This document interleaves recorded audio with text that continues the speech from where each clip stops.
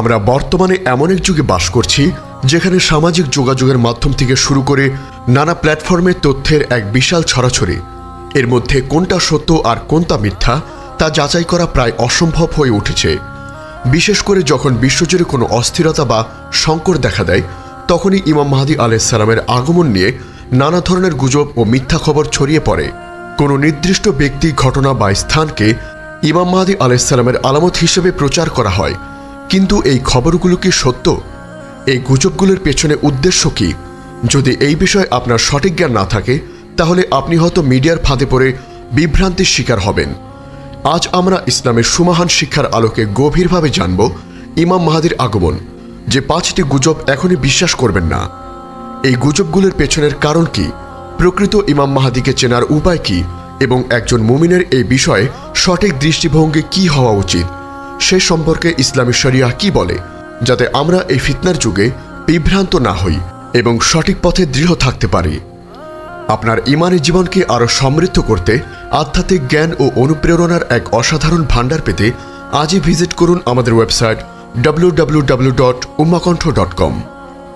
প্রিয় শ্রোতা, ইমাম মাহদী আলাইহিস সালামের আগমন মুসলিম উম্মার এক গভীর বিশ্বাস।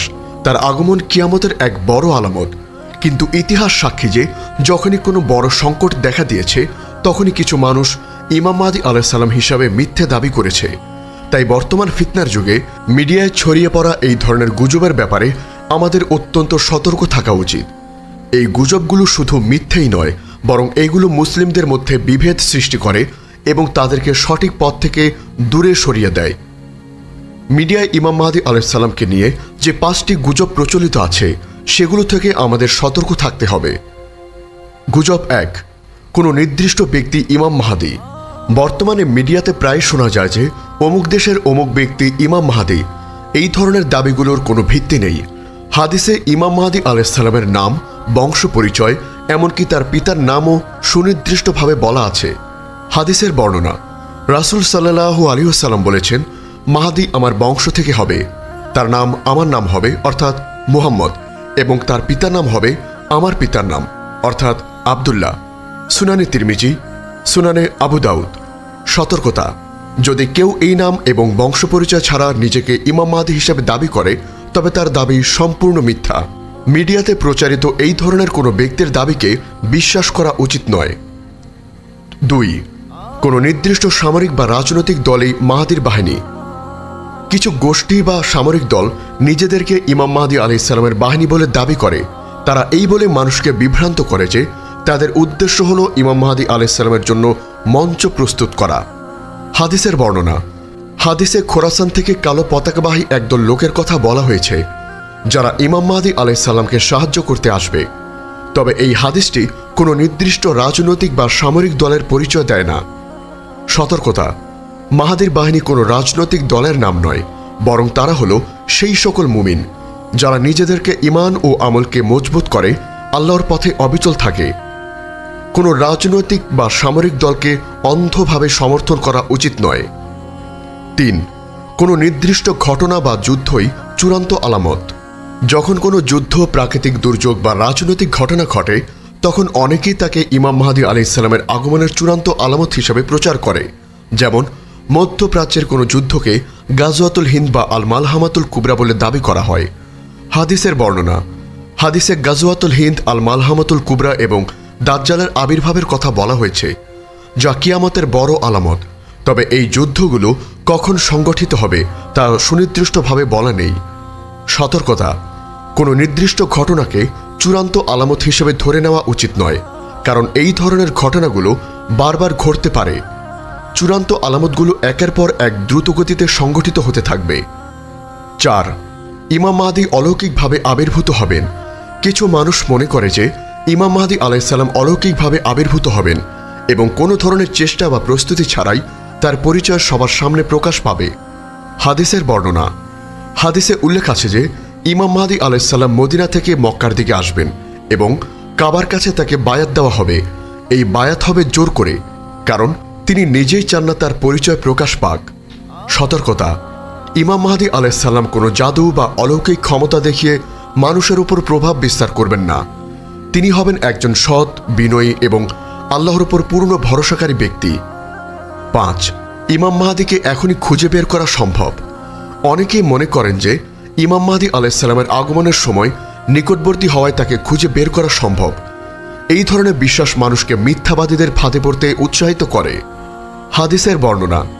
হাদিসে বলা হয়েছে যে ইমাম মাহদি আলাইহিসসালাম নিজেকে প্রকাশ করবেন না, তাকে জোর করে বায়াত করানো হবে, অর্থাৎ তিনি নিজেই চান না যে তার পরিচয় প্রকাশ পাক। সতর্কতা, আমাদের উচিত নয় ইমাম মাহদি আলাইহিসসালামকে খুঁজে বের করার, বরং আমাদের উচিত নিজেদেরকে তার আগমনের জন্য প্রস্তুত করা। তাহলে আমাদের করণীয় কি? গুজব ও ফিতনার এই যুগে আমাদের উচিত সঠিক জ্ঞানের উপর ভিত্তি করে সতর্ক থাকা। সঠিক জ্ঞান অর্জন। কোরআন ও সহিহ হাদিসের সঠিক জ্ঞান অর্জন করুন, যাতে আপনি ইমাম মাহদি আলাইহিসসালামের প্রকৃত আগমন এবং দাজ্জালের মতো ভণ্ডদের মধ্যে পার্থক্য করতে পারেন। নিজের ঈমান ও আলামতকে মজবুত করুন। গুজবের পেছনে না ছুটে নিজের ঈমান ও আমলকে মজবুত করুন। নিয়মিত সালাত, সাওম, সাদকা এবং অন্যান্য নেক আমল বৃদ্ধি করুন। হতাশা থেকে দূরে থাকুন। আল্লাহর রহমত থেকে নিরাশ হওয়া উচিত নয়। আল্লাহ তাআলা তার বান্দাদেরকে কখনোই একা ছেড়ে দেন না। দাওয়াহের কাজ। মানুষকে আল্লাহর পথে আহ্বান করুন এবং সৎ কাজের আদেশ দিন ও অসৎ কাজে নিষেধ করুন। প্রিয় শ্রোতা, ইমাম মাহদি আলাইহিসসালামের আগমন এক সুনিশ্চিত সত্য, কিন্তু তার আগমনের পূর্বে ভণ্ডদের মিথ্যা দাবি এক বড় ফিতনা। তাই আমাদের উচিত সঠিক জ্ঞানের উপর ভিত্তি করে সতর্ক থাকা এবং সকল প্রকার গুজব ও মিথ্যা দাবি থেকে নিজেদের রক্ষা করা। আল্লাহ তাআলা আমাদের ফিতনা থেকে রক্ষা করুন এবং ইমাম মাহদি আলাইহিসসালামের আগমনের জন্য যোগ্য মুমিন হিসেবে বিবেচিত হওয়ার তৌফিক দান করুন। আমিন। আমাদের এই মহৎ বার্তা ছড়িয়ে দিতে অনুগ্রহ করে চ্যানেলটি সাবস্ক্রাইব করুন এবং বেল আইকনটি প্রেস করুন। আমাদের ফেসবুক পেজ ফলো করে উম্মাহ কণ্ঠ পরিবারের অংশ হন। ইসলামিক ব্লগ ও রিসোর্স পেতে আজই ভিজিট করুন আমাদের ওয়েবসাইট www.ummahkontho.com। আমরা বর্তমানে এমন এক যুগে বাস করছি যেখানে সামাজিক যোগাযোগের মাধ্যম থেকে শুরু করে নানা প্ল্যাটফর্মে তথ্যের এক বিশাল ছড়াছড়ি। এর মধ্যে কোনটা সত্য আর কোনটা মিথ্যা তা যাচাই করা প্রায় অসম্ভব হয়ে উঠেছে। বিশেষ করে যখন বিশ্বজুড়ে কোনো অস্থিরতা বা সংকট দেখা দেয়, তখনই ইমাম মাহদি আলাইহিসসালামের আগমন নিয়ে নানা ধরনের গুজব ও মিথ্যা খবর ছড়িয়ে পড়ে।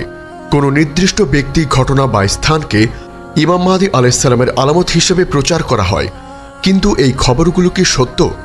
এই গুজবগুলোর পেছনে উদ্দেশ্য কি?